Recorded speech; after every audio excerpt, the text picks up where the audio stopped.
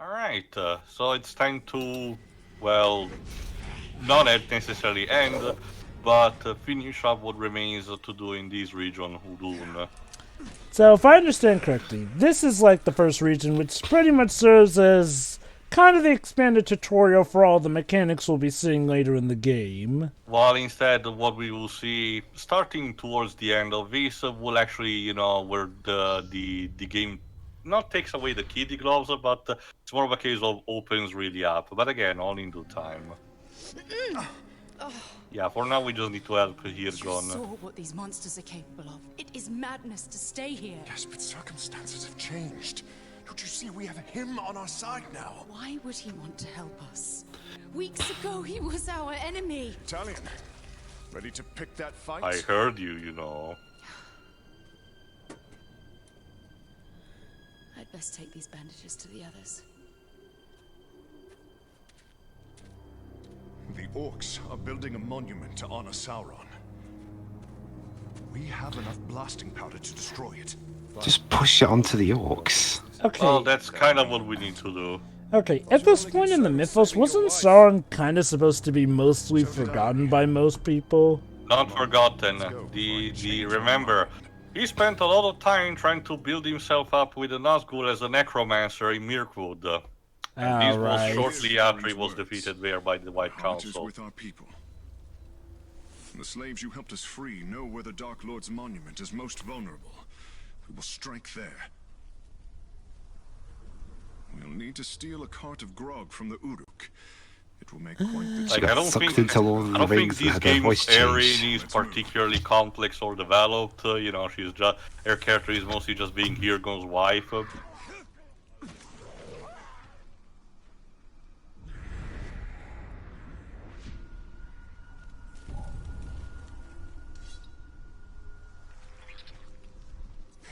This Erin, like I said, the flavor text of the artifacts that you find are, give a better idea on how she met Hirgon and why the two of them fell in love.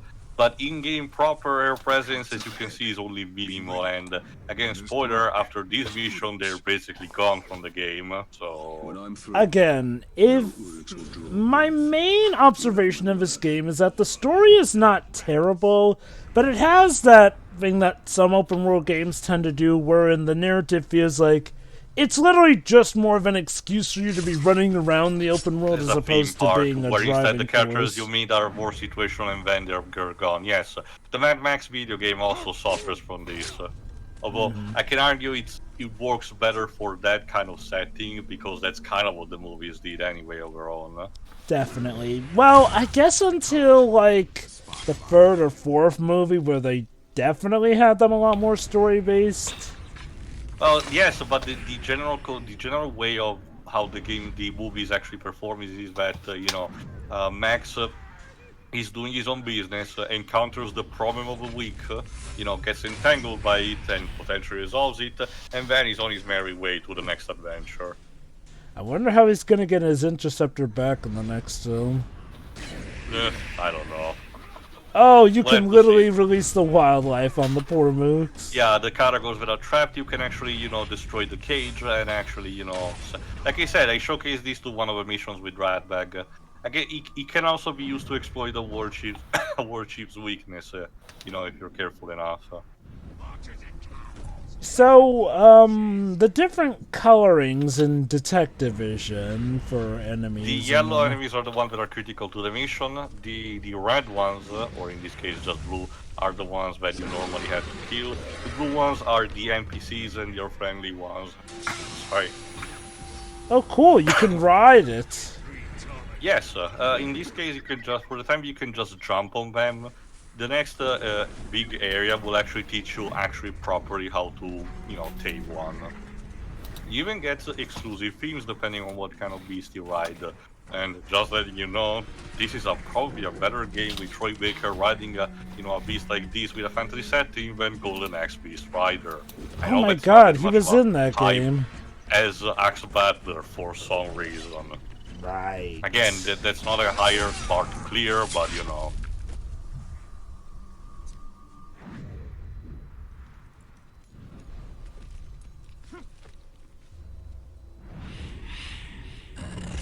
You know, the weirdest thing about Golden Axe was the fact that the character that you play as literally changes her costume every level for...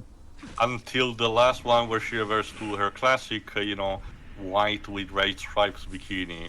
And it's like... Because, classic stuff. And the thing is, the story doesn't even give a reason for it. Like, you think, oh, maybe these are costumes you can switch out and collect. Nope, it's just costume change, because she The best wanted thing to about show it, off her Joe, is that wardrobe. only after I finished recording the game, remember it was a blind playthrough I discovered, but after you beat the game, you essentially unlock a sort of a time attack mode or something like that, which lets you replay the entire game, but with all the upgrades that you acquired. So I potentially just made my life harder without even knowing it.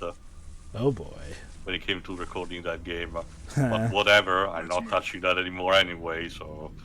I mean, I won't call it the worst game ever, but it is It's massively very disappointing. frustrating. It's a frustrating experience. Not in the sense That of too, yeah. being very hard, it's just that you feel every inch of terrain that you're walking and fighting on. And you go so slow.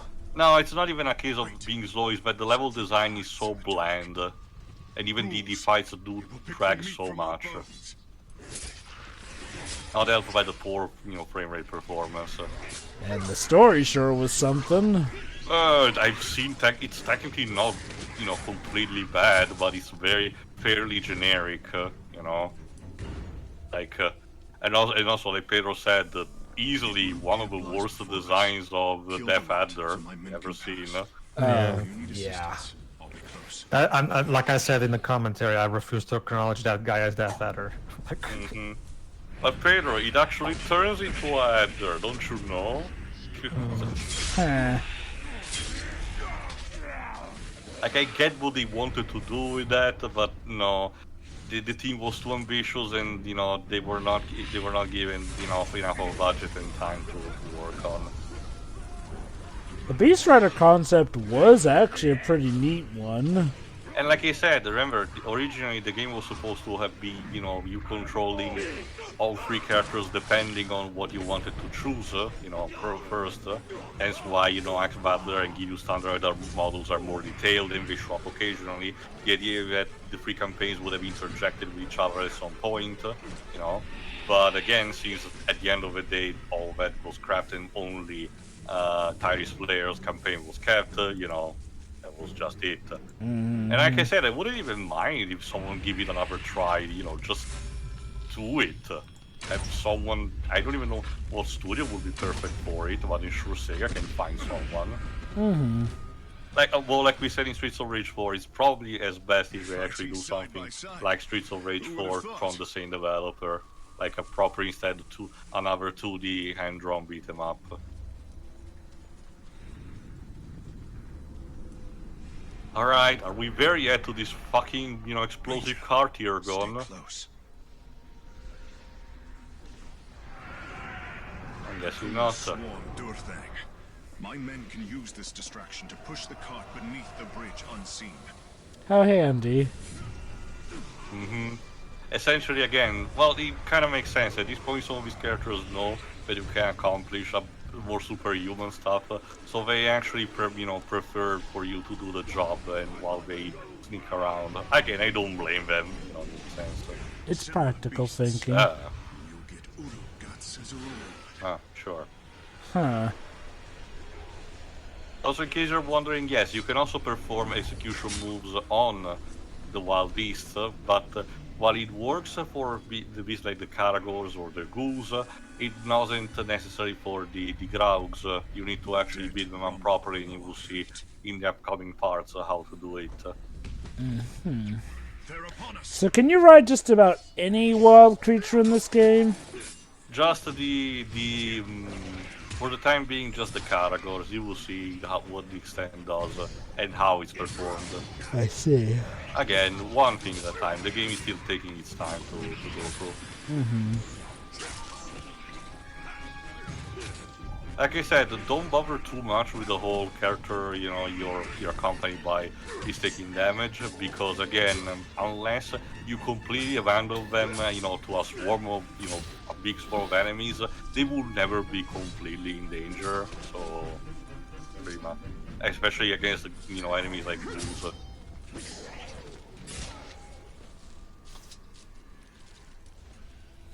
All right, Men then. will protect the cart. Let's clear the ridge so There's they the may cart. pass. So, not quite an escort mission, but... Not yet. We just need to clean the area for the time being. Hi. Be ready, Talion. The next outpost will be the largest. Ooh. That's what he said. That sounds foreboding. I wonder Also, if anyone's tried potatoes. to make. I wonder if anyone's tried to make innuendos out of military terminology. It's too quiet. Pretty sure they have. Also, yes, we just did that. It's quiet. Too quiet. Let me get there into the yarn way. Let me guess, the next line is gonna be, I have a bad feeling about this. Never tell me the odds. You know, we're not so different, you and I. I think that one is actually in the game, but I forgot if it's in this or the next.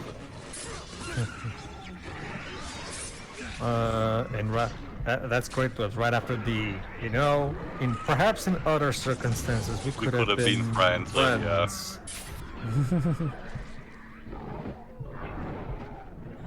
I remember Thea was particularly ticked off when the right son of Rome told that cliche.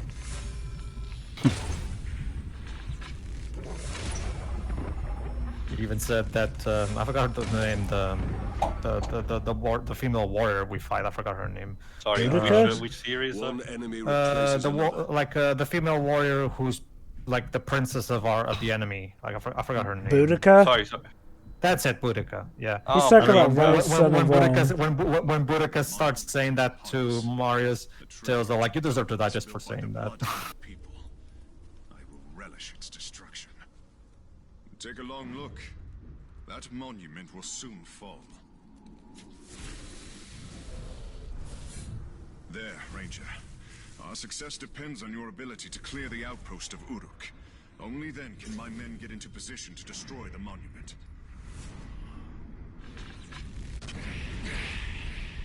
The Uruk's numbers dwindled, now that their war chiefs have fallen by my hand. So you're sharpening a new axe. Where'd you get it? What do you think you tried?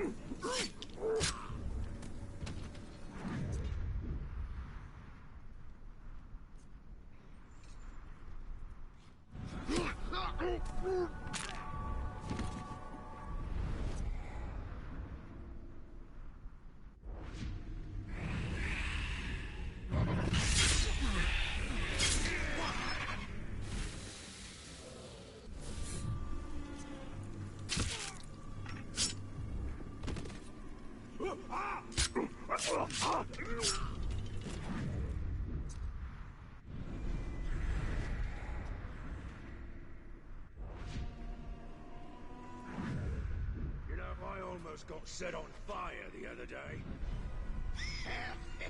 Too soon.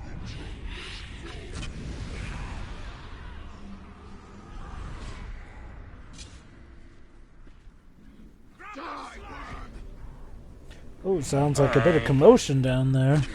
Well, yeah, we're just testing the ground and letting the enemies either die or flee away, because again we need to clear away the way for the cart to actually move.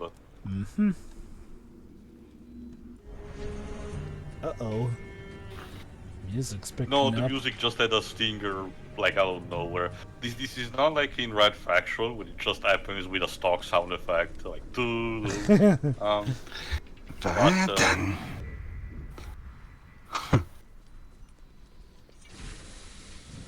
Well, like I said, it apparently, because I tried to search an article in the meantime, apparently, indeed, Ubisoft genuinely believed the game devs, stole assets and animations from Assassin's Creed 2 and potentially wanted to sue Warner Bros. But apparently they ultimately didn't because of fear of backlash. Ubisoft, that's just implicitly telling me that you were not really convinced, of being in the right on the matter. Like, I don't know. It just feels to me, if you're that confident that you were genuinely wrong on this, you should really not have a problem in suing people. Just saying. Like I said, it's extra ironic because Ubisoft themselves would get in trouble for potentially stealing assets. Also, in case if you're seeing actually the counter going up without me doing nothing, is because in the commotion actually freed a bunch of slaves who are now actually revolting and killing enemies for me without me doing anything. Nice. Oh, cool. It's actually recurring stuff that can happen even in missions. Good.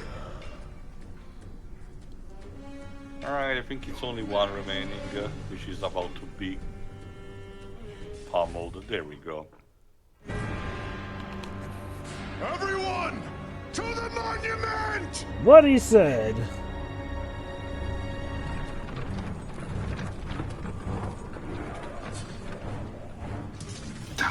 Fortunately, there are still some enemies around, so we need to actually... Now it's a proper escort mission. You handle the cart with the explosives. So yeah, for the time being, just kill as much and draw attention to yourself as much as possible, while the cart moves forward. If you played the multiplayer shooters games like TF2 or Overwatch, you know exactly what this kind of mission is.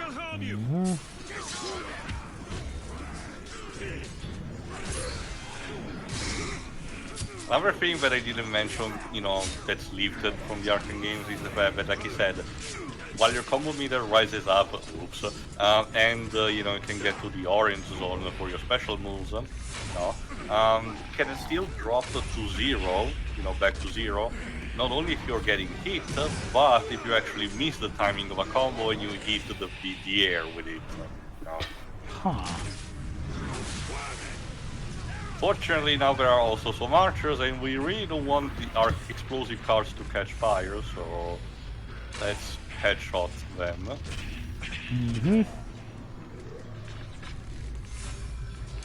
Fuck.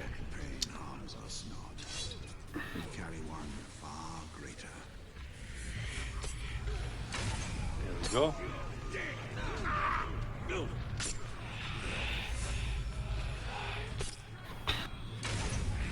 And now, since all the other humans were, pushing the cart ahead, we need to finish the stretch ourselves.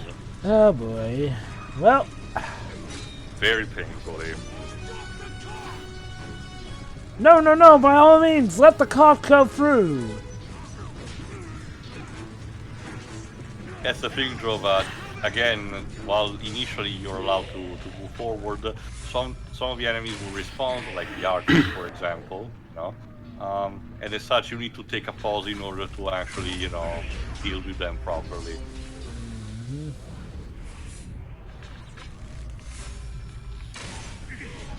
There we go. Also, this is one of those missions that ends not when you reach the 0 on the missing, feet remaining of the indicator, but you arrive like at the 20 mark, I think. Like, you wanna reach it at that point to make that point to 0. I really don't understand why it have, ending beforehand. Yeah, like this. You trigger immediately the cutscene for like 30 or 25 feet away. That should do it.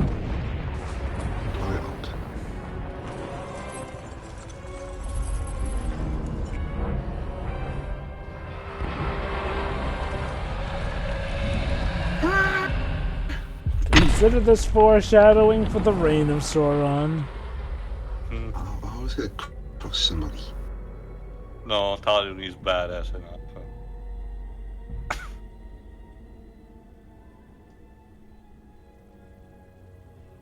Right, you had fun yet?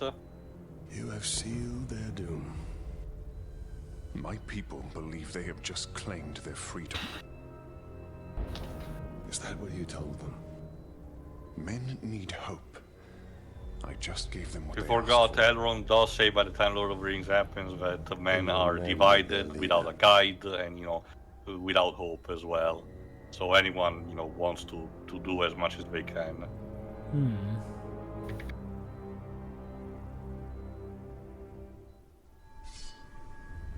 Alright, so it's only one remaining mission after this, because an ectothermist like that would not go, unseen. Oh boy. And as Talion actually feared, the Black Hand and his captains will actually seek retaliation, so we need to try to intercept them and try to get our revenge, before we can move forward. Which leads us to quite the busy schedule now, doesn't it?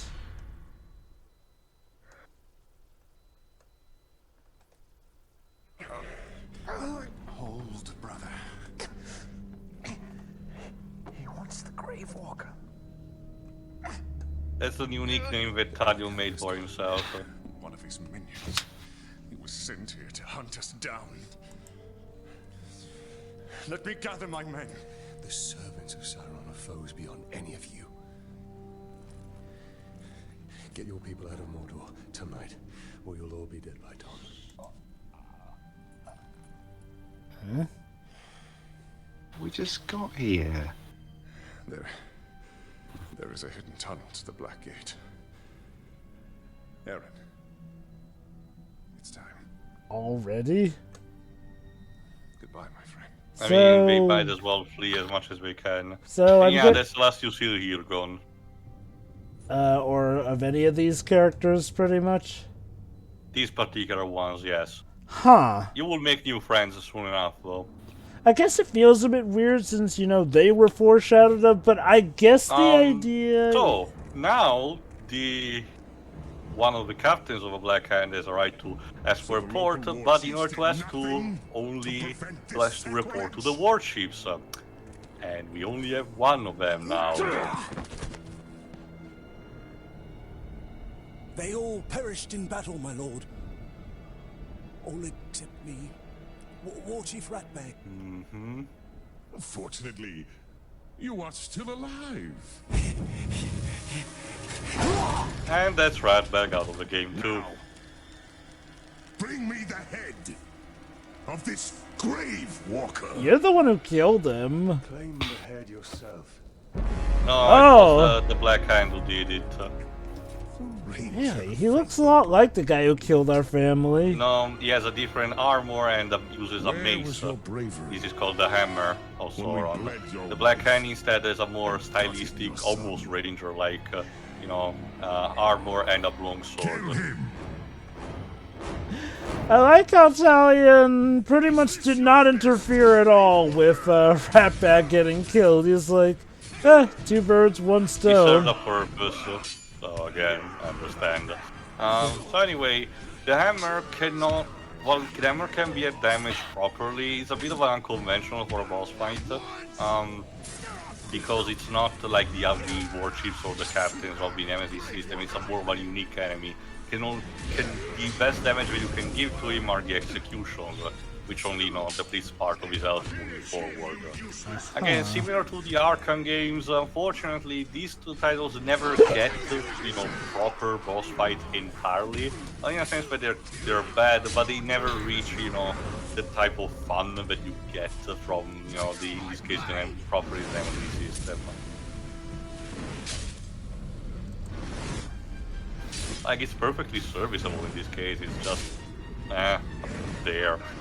In case you're seeing this, one of the actual perks that you can acquire is that, especially a super move that you can activate either for your sword, your dagger for stealth mode, or your bow and arrow, once it's actually full. And in this case, it can give you for a limited time, like 20 seconds, I think, unlimited execution, moves, which is super helpful for fights like this. But you can see it's not completely, a cakewalk.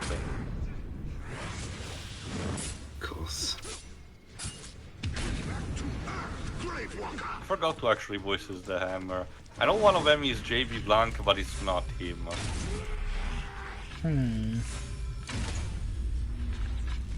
The hand is voiced by Nolan North, I know for a fact, but not this guy. How does your vengeance taste, Talion? Is not the darkness sweet?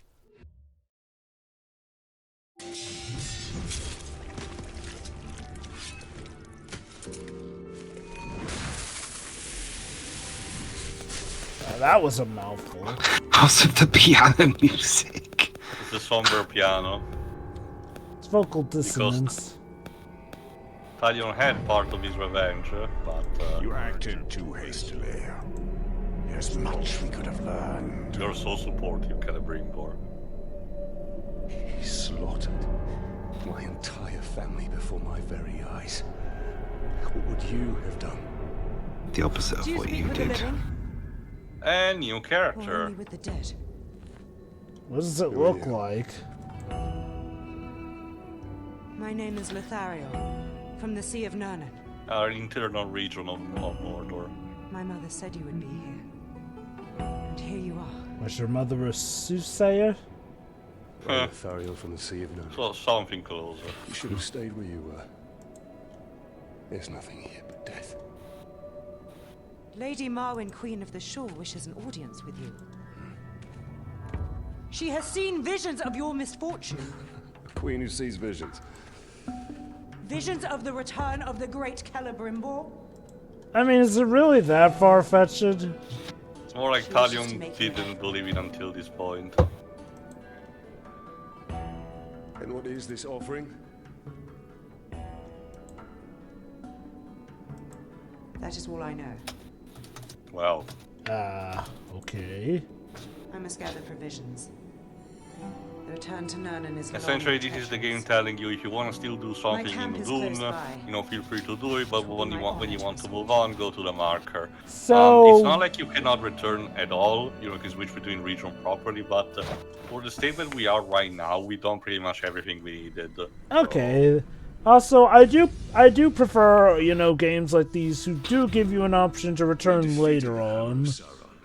Lord knows it. Pretty much from the get-go, it's just a matter of, you know, we don't really have any more to do here. I know, it's just, you know. Well, so It's also there's more of a the case eye. of, it's also more of a case of, you know, avoiding soft locking you for completing all the, you know, the collectible stuff. There you go. That's what I'm most worried about, because, you know, the completionist in me does sometimes fear games that are like, oh, this is the only time you'll be here in this area.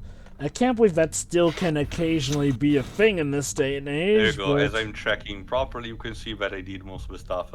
The red icons are stuff that was connected to DLC that you get from this game, which are a bunch of optional encounters with some other randomly generated captains. But again, they're not really that particularly interesting. So we've got the Eye of Sauron, the Hammer of Sauron. We're gonna get to Sauron's balls next. I mean, we sure dealt with his mouth at some point. You should leave. Yeah, that concludes negotiations. Queen will be pleased to see you. A woman. In what way will she be pleased to see him? Well, she was waiting for Talion, so... Well, if I recall correctly, we will not meet... Well, actually, no, we will meet her soon enough, yes. It's more of a matter of we will explore her side quest, you know, in the next part. Come on, give us that mountain shot. Yeah, there you go. I mean, hey, look, it wouldn't be a Lord of the... It wouldn't be the Lord of the Rings property without some kind of mountain shot at But some yeah, point. we're in Nurnen, a much more pleasant looking region because it hasn't been corrupted yet entirely by Sauron's influence. You can tell a place hasn't been corrupted because the Anyway. sky isn't red. Lithariel is voiced by Abigail Marlowe. Let me see. Oh, she was in The Equalizer too. Huh. Lady Marwyn, Queen of the Shore. She's not really feeling well. The fallen ranger from the Black Gate. Come closer. Lady Marlowe herself, she's voiced by Claudia Black. Your daughter claims you have something for me. Not for you, Talion. For the ghost with you. The hour grows late. Fancy. Very soon, the Dark Lord and his army will march all over Mordor. Again? How many times do we have to teach you this lesson, Shall old be man? awakened to prevent. Seriously, Sauron really just does not learn. It's to the point where he gets defeated by a flipping hobbit. into Oh no, Mordor's Joker, he sky. learns. He just The hard ignores way. it. Huh. The elven craft. So what we need to do for the time being is to take another object from the ghouls and instead find the dwarf. Apparently, a dwarf is roaming this region. Don't tell me that him. killed her. No, she's just very tired. The game is also giving a bit of a red herring in regards to her appearance, but I will have to explain later. Oh, wait a minute.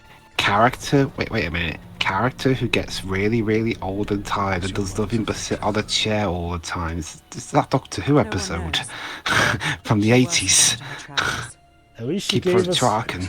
At least she gave us visions. But Talion, as said, feels a bit still worried about her condition, but still, nonetheless, we have to move forward. I need to find the way to Morgoth's Scar. There's a good chance we can pick up the Ghoul's trail. Has there ever been any Lord of the Rings games that deal in the era with when you deal with Morgoth instead of Sauron? Based on the Silmarillion, not that I do know. Most of the games are basically, built around the events of either The Hobbit or Lord of the Rings. Again, it's a bit of a shame because, like I said, the Silmarillion will probably function well for an RTS, similar to how the Battle for Middle-earth game actually were made. But unfortunately, as far as I know, not much was really done because it just is big epic with their, with their small subplots going on, which are based on classic, folklore and tales, like the Nibelungalian, for example. We will get the artifacts in a later part. For the time being, we just can move to, find the ghouls. How does the Queen know of your past? Ancient knowledge lays unseen by all but spirits. She can see into both worlds. Then perhaps she will lead us to what we seek. Alright.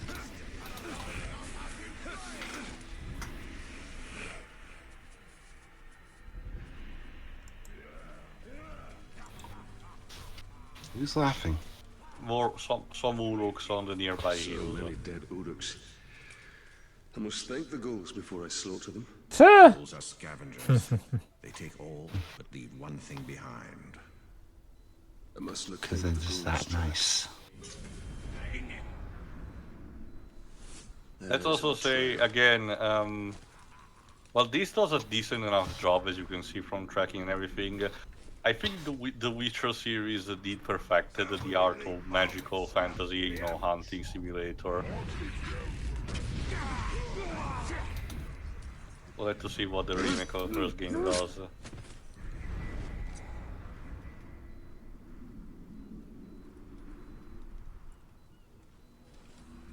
Where they went.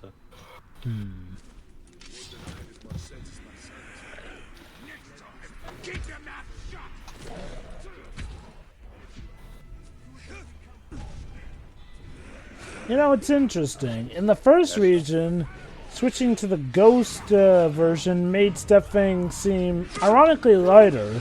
But in this world, where things aren't decrepit, switching to the ghost stuff makes stuff feel a lot more haunted. I mentioned it. This is similar to the detective vision, but it's not done. It's done in a way so you cannot, monopolize it completely in order for you to, not having to see the game in a negative filter. Like a lot of the players who played Arkham Asylum and City basically over-relied on detective vision and as such could not really enjoy and see how the world looked like all the time. So again, in order to compensate, this is essential for the bare thing that you need. But after you see it through enough, you don't have to spend the entire game like Morgoth's Scar.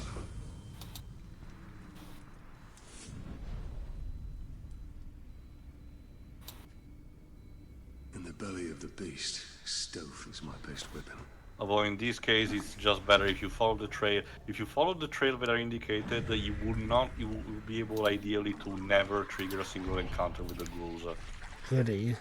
So is there 100% completion bonus, like doing all you can with the Nemesis system at some point? No. The Nemesis system is done essentially to be looped at ad infinitum, for your heart's content. You will see actually how the game properly ends, in how it sequel hooks to the next one, because again, when this ended, everyone was expecting a sequel to happen, and it did happen. I can tell you that Shadow War has a definitive conclusion, for better or worse. See, you will see in due time. So let me guess, while the gameplay is definitely improved in the sequel, the story is, It's I think it's technically more engaging than this one, but like he said, it has its ups and downs and all around. I see. I can tell you one example that it's not necessarily contentious, but it can potentially be slightly divisive. They played up a bit more the comedy relief of some of the war chiefs, particularly the story-related ones. And while I do enjoy it for the most part, there are some bits that I think went a bit too much on that. But again, you guys will be to be the judge of those when we get there. And look at that, it's Celebrimbor's magical hammer. Made by the Dark Lord himself. And still covered in my family's Smelly. blood. Alright, let's grab it. You are indeed worthy of tripping balls. So yeah, as mentioned, there you go, Celebrimbor forged the other rings, but didn't realize that Sauron was actually forging on his own, secretly, as Galadriel said at the beginning, his own personal ring, in which he infused a good chunk of his essence. But this was a vision that Celebrimbor got by being with Galadriel. With Jennifer Hale. So, as Galadriel tell, you have this vision, but you have to decide if you want to play it out, because changing fate might not always be the best. Of course. But we don't have time to worry about that for the time being. Oh, fuck.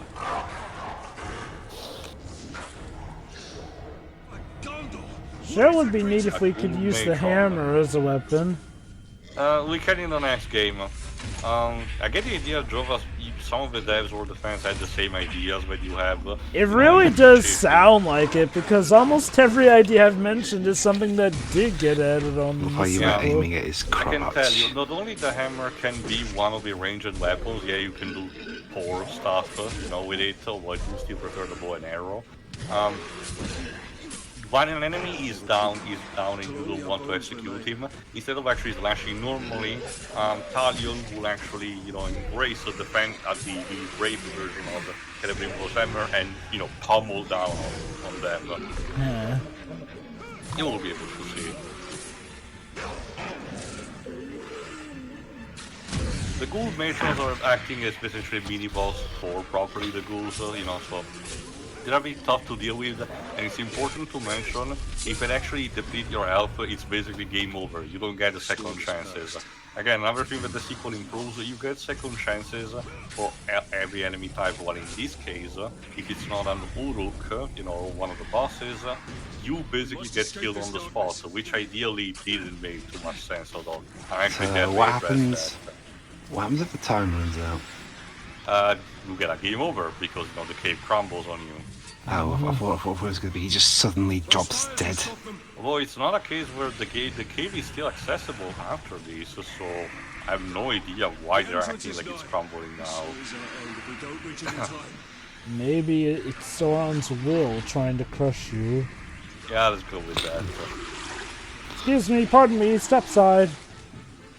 Coming through. You're in my way, sir. Thank you. Why was he slashing at nothing just then?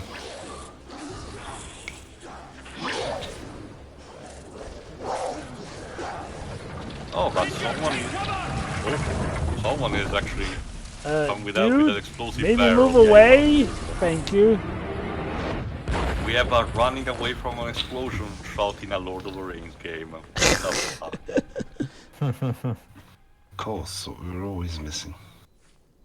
A Lord of the Rings game made by... Hi. Oh, hello. Pity to end your military career inside the This belly is of a bull, Torvin, played by Adam Crossdale. Adam Crossdale having to do a Scottish accent. Sure. Beast hunter. What's his nationality? You just nabbed the treasure. I forgot if he's American or British, but if you forgot, he's Ignis, a voice actor. From Final Fantasy 15. Let's see. It's a bit out of his comfort zone, I have to say. It is ironic thinking that he did Ignis, given how sophisticated Ignis is. And I can tell you, Thorin plays up every dwarf stereotype that you can imagine. Adam Crossdale was born in Zimbabwe. Oh, so Africa? Wait, he's a Zimbabwe-born English actor who's mainly known for playing Dr. Al Jenkins in EastEnders, and but did stuff like Blood of Zeus, Castlevania, Monarch, CSI. He was also in this game, and he was Alfred and Nightwing in Batman Ninja. Yeah, as we noticed.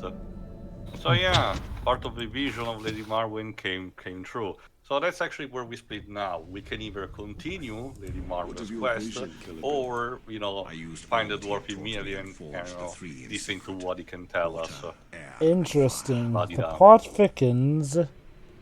So, Also, but I forgot exactly what we'll start with in the next part, but again, rest assured we'll cover all bases anyway. Also, for some reason, he's credited on Wikipedia, at least, for playing James Bond in Bloodstone, but Daniel Craig voices him in the actual game. I don't know, maybe in one of the trailers, I don't know. Well, he did the motion capture. I don't know then. Anyway, see you for the next part. See ya. See ya.